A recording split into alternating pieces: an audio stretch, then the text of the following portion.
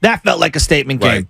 And it feels like, I know there's more teams. Like Green Bay, I'm not counting them out. I'm not counting out Detroit, the Rams, Seattle. I don't think their season is finished. It's week 1. Like, we all have the right perspective. That was a statement game.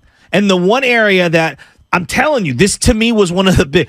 Watching Brock slide or just go down late in that game, and I contrast that with watching Jalen Hurts run between the tackles on designed runs with 5 minutes to go and gets popped by Jabril Peppers. I'm saying to myself, we have a quarterback and a play caller who understands, like, no. We are going to hand the ball off to multiple running backs, and that's their job to hang on to the ball. We're not going to rely on our quarterback to run between the tackles. It was a refreshing contrast when I'm watching Philly. Not that Jalen Hurts isn't awesome, but, like, hand the ball off there. What are you doing? Honestly, when you think about Brock Purdy, there's not one time yesterday where I thought about his torn UCL. I did one time. With the fumble? No.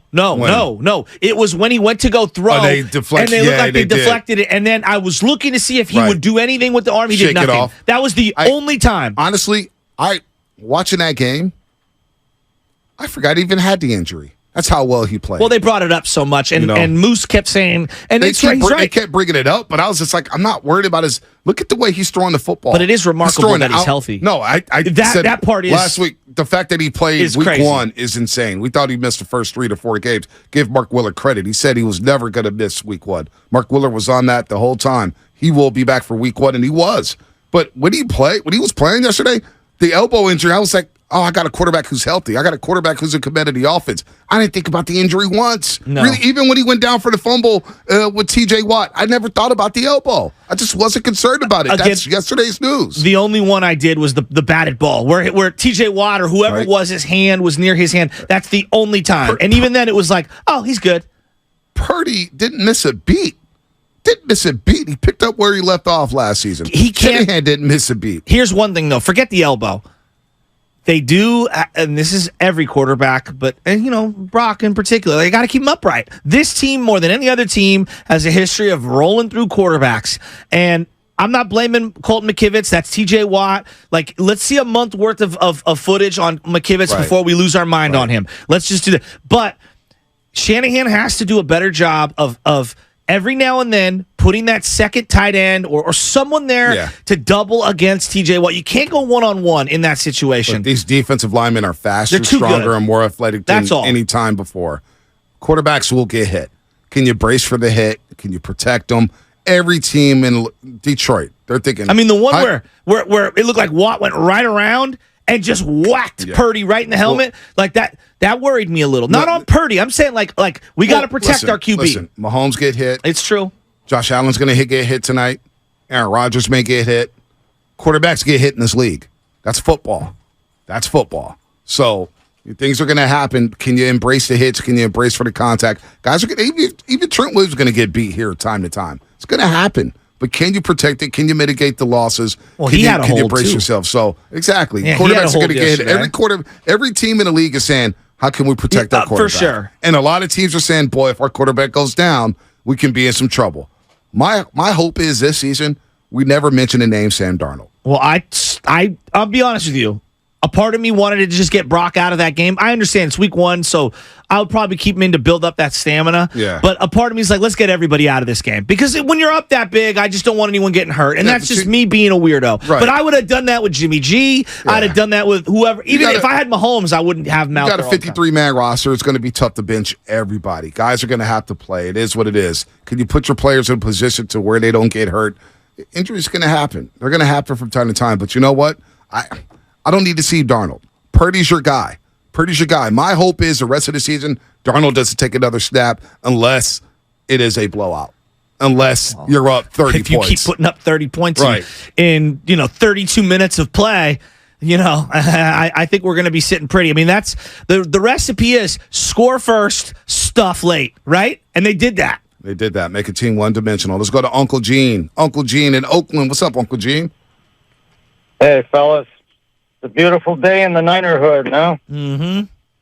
It should be. Yeah, so there's nothing to complain about. No, nothing to complain about at all. So, I have my own little personal checklist of things I get right and things I get wrong on these games. you don't mind my taking a moment to go through it. So first of all, the game itself, I think we all thought it was going to be tighter, a lot tighter. I thought it was going to be around 6 points or so, but, they blew them out. That's certainly a good thing. I was really worried about Jake Moody, especially if it was a tight game. I think we lost Uncle Gene. Let's go to Chambry in Arizona. Chambry, what's happening?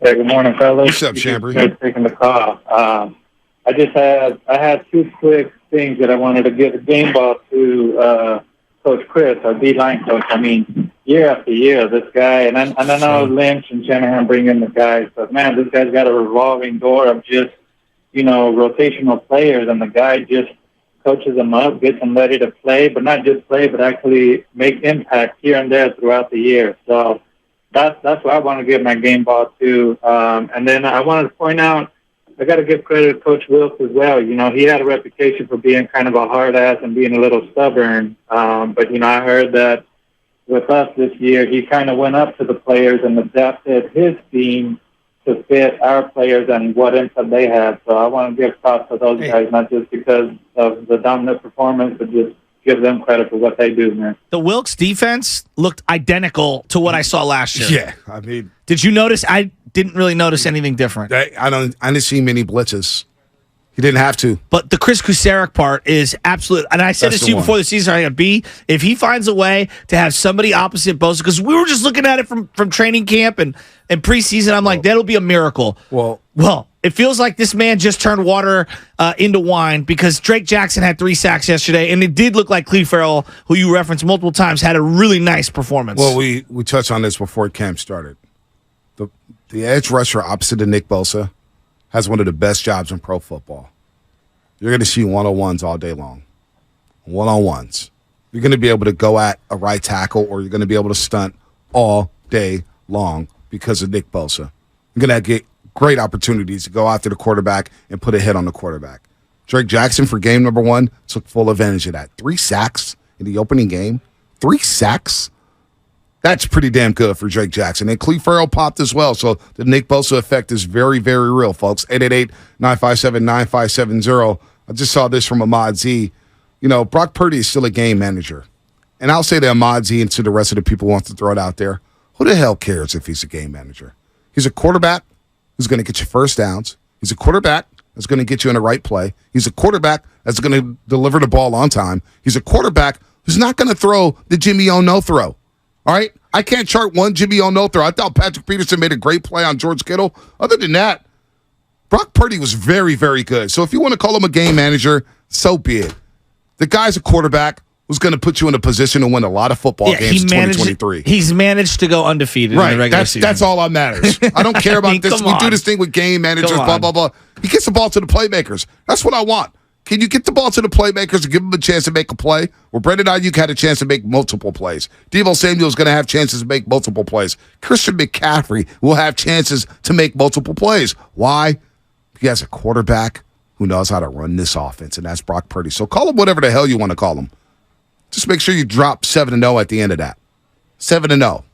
That's what he is. Let's go to St. Louis. Go to my main man, can opener Cal. Calvin's back in the building, baby. What up, Cal?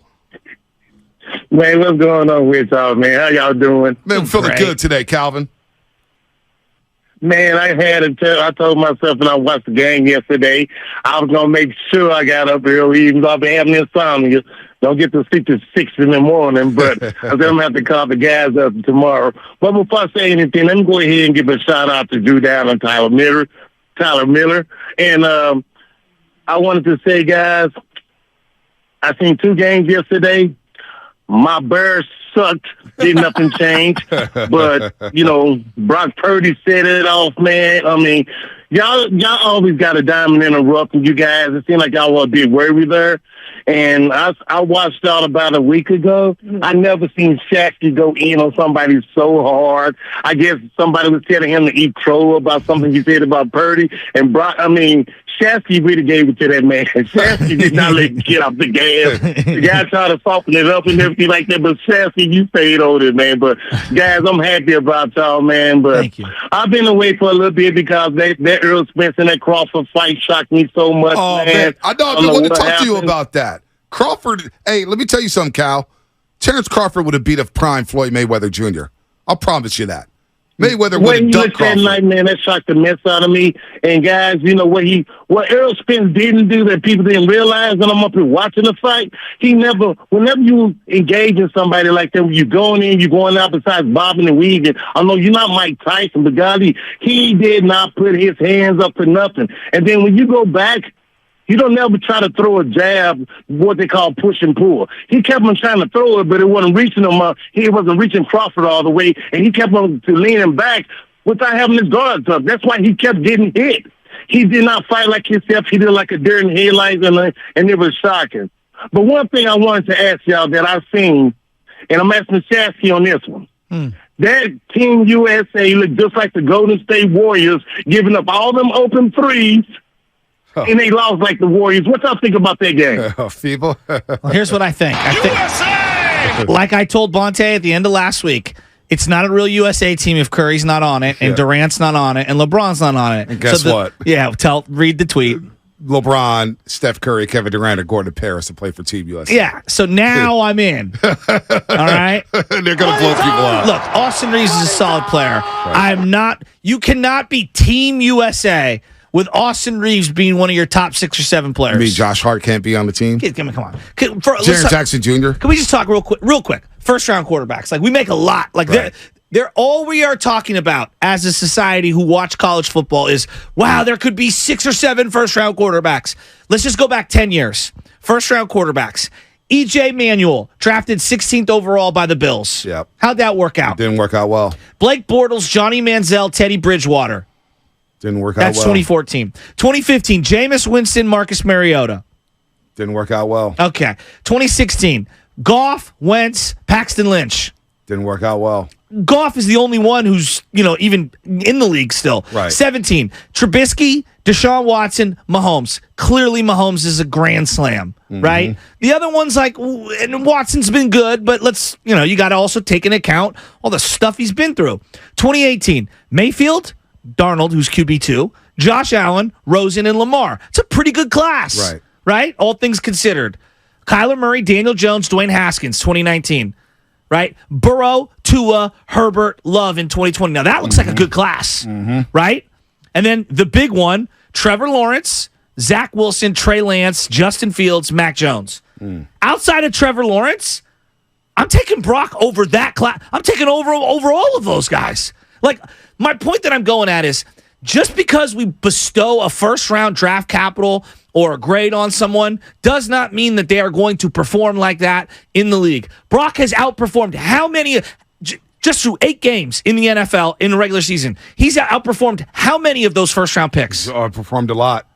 And then Kenny Pickett was the guy he went against yesterday, who was the 2022 guy. We don't know about the 2023 class. We'll see. But, I guess what I'm saying is, I don't want to hear about Mr. Irrelevant, 7th-round pick, blah, blah, blah, blah. I just listed off a ton of just straight-up can't play in the NFL busts in the first round.